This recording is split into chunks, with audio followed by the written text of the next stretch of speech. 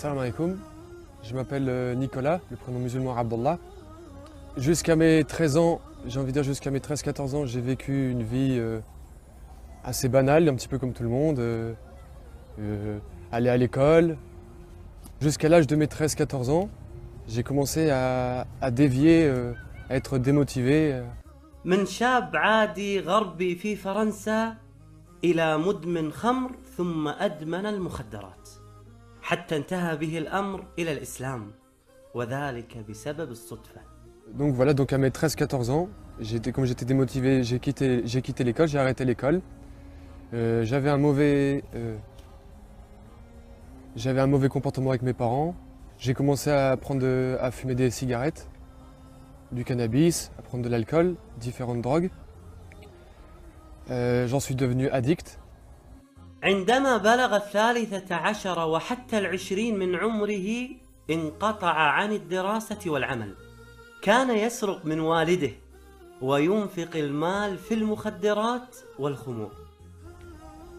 Arrivé un jour, j'ai décidé d'arrêter ces bêtises, la consommation, et je suis passé par des grosses angoisses, sans avoir entendu parler de l'islam. Et un jour, j'ai décidé d'arrêter ces bêtises-là. ما هي النقطة وما هي البداية الحقيقية وأنت تعيش الحياة الكئيبة التي جعلتك تنتقل من هذه الحياة إلى حياة أخرى؟ الشرارة أين كانت؟ Donc, moi, je suis passé par oui, comme vous dites, une période noire. Donc, j'ai décidé dans laquelle je faisais des bêtises.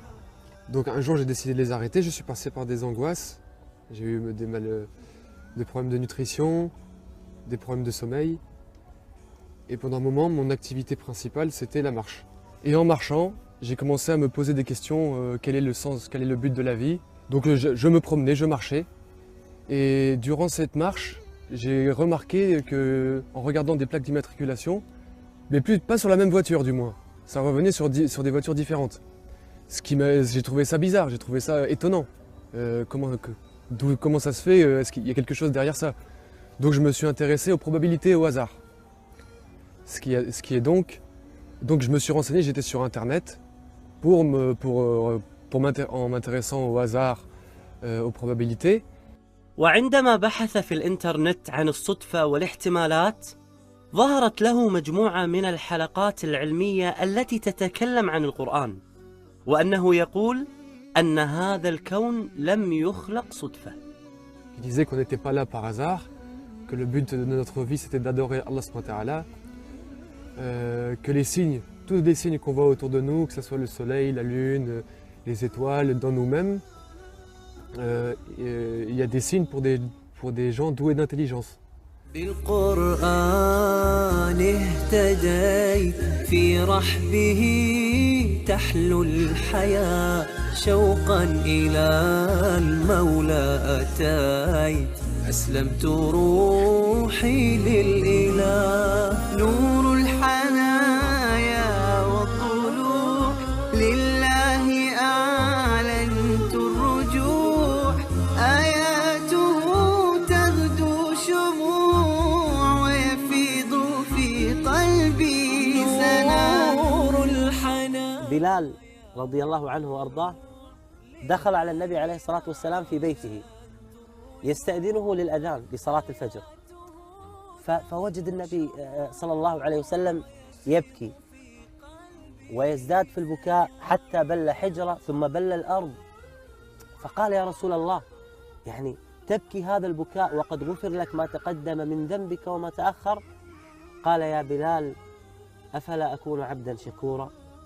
إني والله اليوم نزلت علي آيات ويل لمن قرأها. يعني أحبابنا اللي يسمعون هذه القصة هي على الإطلاق أنا وأنتم ونحن وهؤلاء كل مسلم يقرأ هذه الآية النبي عليه الصلاة والسلام يقول ويل لمن قرأها ولم يتدبرها ولم يتفكر بها. يقول الله سبحانه وتعالى إن في خلق السماوات والأرض واختلاف الليل والنهار لآيات لأولي الألباب الذين يذكرون الله قياما وقعودا وعلى جنوبهم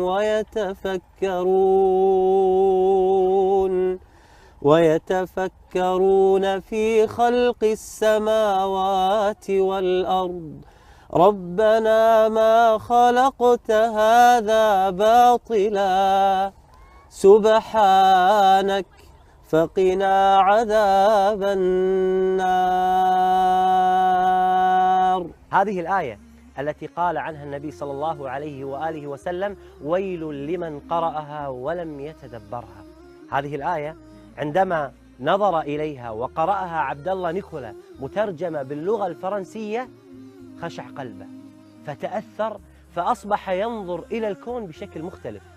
الأشجار مختلفة والأنهار مختلفة والسماء مختلفة والشمس مختلفة. أصبح ينظر إليها بأنها آيات عظيمة تدل على خالق عظيم غفل عنه الكثير. Et j'ai fait, subhanallah, pourquoi j'y ai pas pensé avant, c'est évident, c'était une évidence.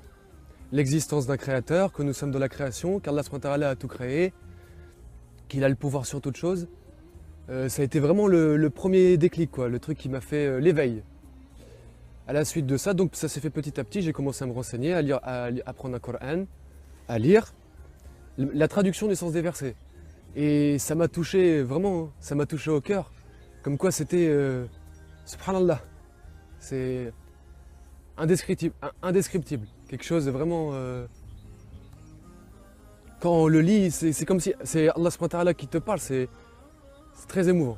أخي عبد الله هذه محبة واختيار من الله سبحانه وتعالى.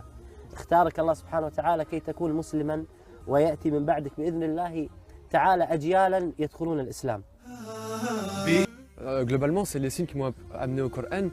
Après, bien sûr, dans la série, il parlait justement aussi des découvertes. Aujourd'hui, grâce à la technologie, des scientifiques, il y a une comparaison entre les faits qui ont été découverts il y a quelque peu par des scientifiques et qui ne contredit pas ce qu'il y a dans le Coran. Au contraire, qui vient le compléter en fait, qui vient le confirmer.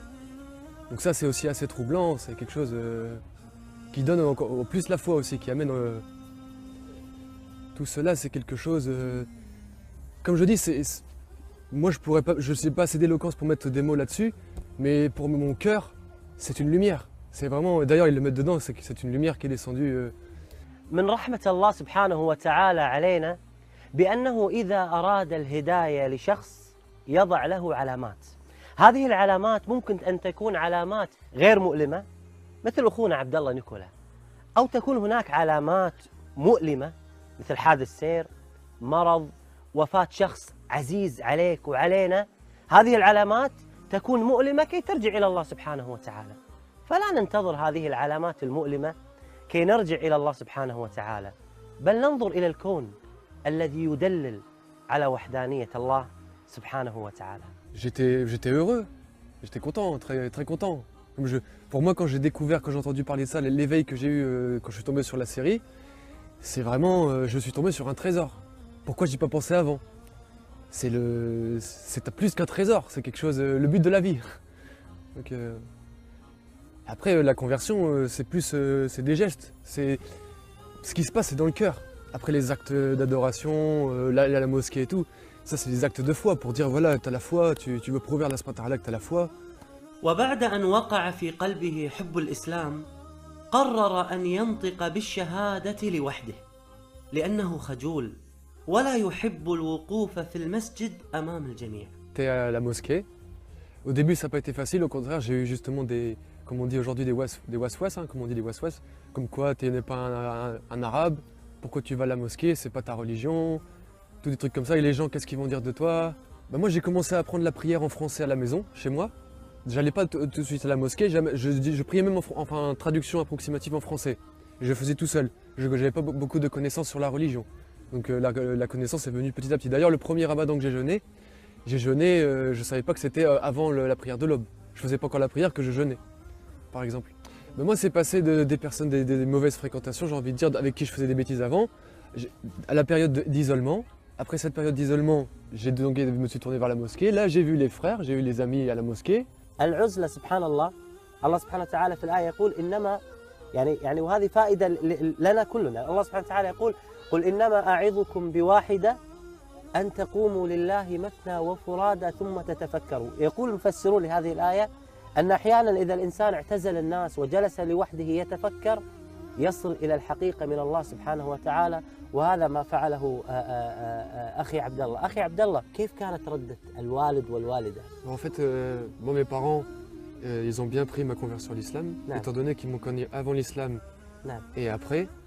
عاش والداه حياة صعبة حين أدمن على المخدرات والمسكرات، فبعد إسلامه تحول إلى رجل آخر. J'ai envie de dire, on peut faire la comparaison du noir et du blanc. C'est-à-dire, ils m'ont connu avant à faire des bêtises, ils voyaient dans mon comportement. Après l'islam, ils ont fait « Oh, c'est quelque chose, hein, c'est étonnant. Hein. » Et ça leur a fait du bien d'ailleurs. Encore aujourd'hui, mon père va pour acheter de la viande halal pour la famille, pour qu'on mange ensemble. Masha'Allah. Alhamdulillah. Alhamdulillah. Ben, en fait, avec mon père, par exemple, mon père, lui, du fait que je sois musulman, ça a renforcé sa pratique religieuse, mais lui, comme il est chrétien. Donc, j'ai remarqué qu'il était plus, il fait du catéchisme pour les petits, il va à l'église. Et d'ailleurs, il dit qu'il n'y a pas entre les musulmans et les chrétiens, il n'y a pas beaucoup de différence.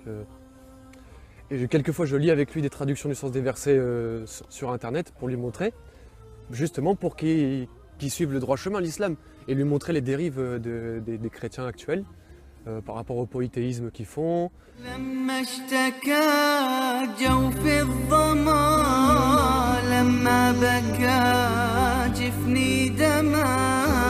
والدرب خاف جهنم لجأت للقرآن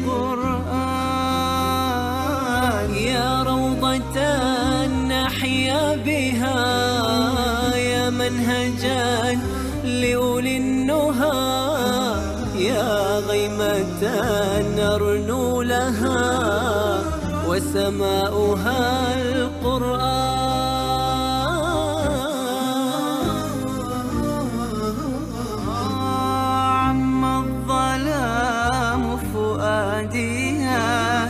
بات الليالي قاسية ما عدت أدري ما الضياء إلا مع القرآن